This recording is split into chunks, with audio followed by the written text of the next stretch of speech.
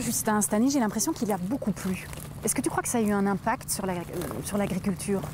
Ben déjà, il n'a pas plu tant que ça, il a seulement plu en été et pas au printemps. Au printemps, il a fait trop sec, on n'a pas eu assez de pluie. Donc ça a eu un impact, oui. Sur le maïs, par exemple? Sur le maïs, ben, on n'a pas su le planter quand il fallait le planter. On a dû le planter plus tard, vu qu'il n'a pas assez plu, la terre était trop dure. Et est-ce que tu trouves que le climat change?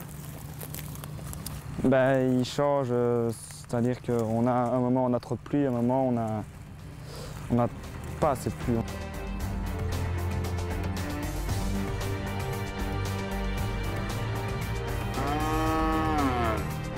L'eau est donc un élément essentiel pour l'agriculture.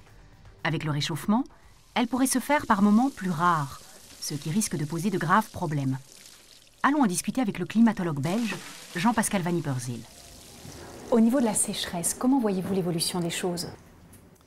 Alors, dans un climat plus chaud, en général, l'évaporation se fait beaucoup plus vite. Il y a aussi des régions où il va pleuvoir moins. Et donc, la combinaison des deux fait que dans certaines régions, il va y avoir des sécheresses beaucoup plus intenses, alors que dans d'autres, c'est moins clair. Par exemple, au Sahel, c'est une des régions où les choses ne sont pas tout à fait claires. On ne sait pas bien comment, du point de vue des pluies, les choses vont évoluer. Est-ce qu'ils vont avoir plus de pluie ou moins de pluie? Ce n'est pas tout à fait clair. Par contre, il va faire plus chaud, ça c'est certain. Mais le simple fait qu'il fasse plus chaud va déjà en soi poser des problèmes pour l'agriculture.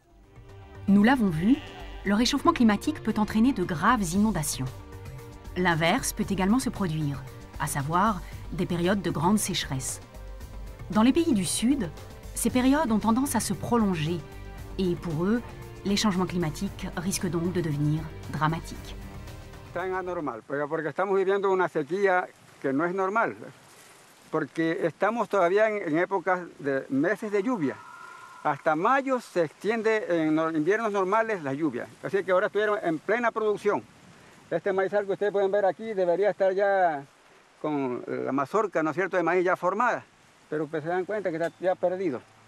To hindi hali bobo kan ino bine hali sikan haro to hindi kalde haro ka en kursi bis hand fo bin subo te subo sinin subo dinda bertise zangi kango kiwi hali tabi kali mi jere nere mi jere ngaindi hali gori go jere nere kano ilmi yeki sosobendi. El pozo que tenemos al frente también en el verano se viene a secar, ¿no? Entonces también tienen que usar comedidamente, ¿no? Porque no sale mucha agua, se seca el pozo. Tenemos que buscar el agua en otros lugares, pero muy lejanos, por ejemplo a 20 kilómetros.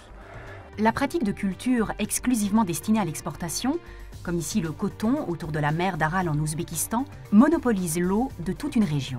Certaines de ces cultures mondialement commercialisées provoquent des drames écologiques, comme par exemple l'assèchement de tout un lac.